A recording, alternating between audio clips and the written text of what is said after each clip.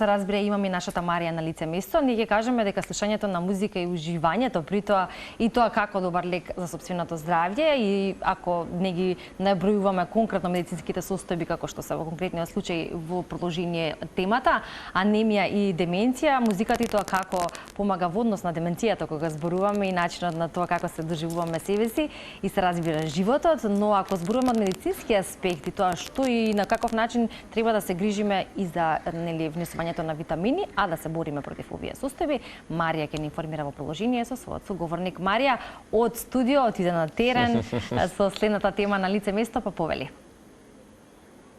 Така е, да, прво добро утро од терен. Ќе говориме на интересна тема која што верувам дека ќе биде од корист за нашите гледачи. Станува збор за тема која што верувам дека ќе биде попозната и повеќе ќе ја засега повозрасната популација. Станува збор за анемијата и деменцијата која што се појавува како резултат на недостаток на витамини. Станува збор за многу потценета здравствена состојба или пак една од потценетите здравствени состојби на кои што не се обрнува внимание. Што поточно се подразбира под самиот термин недостаток на витамини како резултат на појава на овие здравствени состојби? Во продолжение слушаме многу повеќе од мојот денешен гостин, доктор Тодор Илиев, специјалист по медицинска биохемија. Да му посакаме добро утро. Добро утро до гледачите на Телма.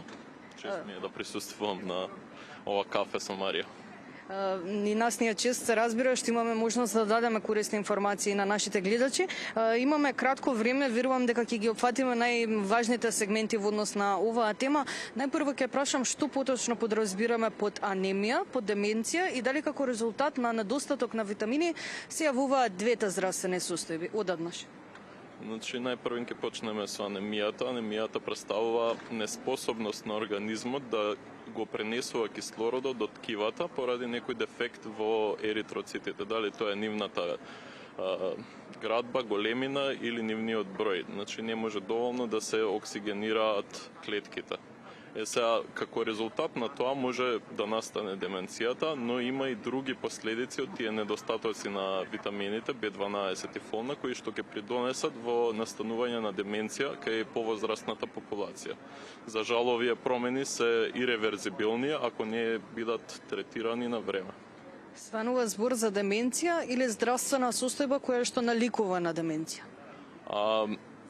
Деменцијата е сама по себе диагноза, која што настанува како оштетување на мозочните клетки на еден или друг начин. Значи, ако има недостаток на B12, се јавува деменција или дементна состојба кај тие пациенти. Значи, може во раните стадиуми, пошто тоа е прогредирачка болест, да се жали пациентот дека заборава, дека има некое чувство како магла во главата да му се јавува и дека не може да си ги создаде мислите како што треба.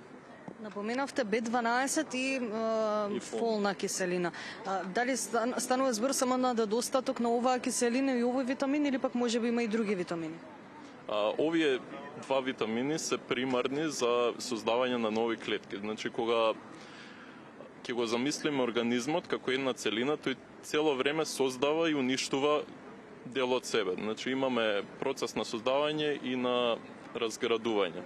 Сега витамините со своите улоги се на еден начин машинеријата во тоа создавање. Значи, колку повеќе витамини имаме, они го забрзуваат процесот и го прават поквалитетен за да се создаваат нови работи кои што ќе ни требаат, нели, да ги заменат старите. Кажете ми, дали најчеста категорија на луѓе која е ризична на овие здравствени состојби е повозрастната популација или не мора да значи, може и помладите генерации токму да ја добијат оваа здравствена состојба како недостаток на тие витамини и пред самиот крај каков е самиот третман на лекување? Да, значи најчесто се јавува кај повозрастната популација, особено B12, бидејќи тој има еден по-комплексен метаболизам, начинот на кој што треба да се абсорбира во цревата е подолг и го има само во месото и месните производи, значи мора да се внесува од таа храна.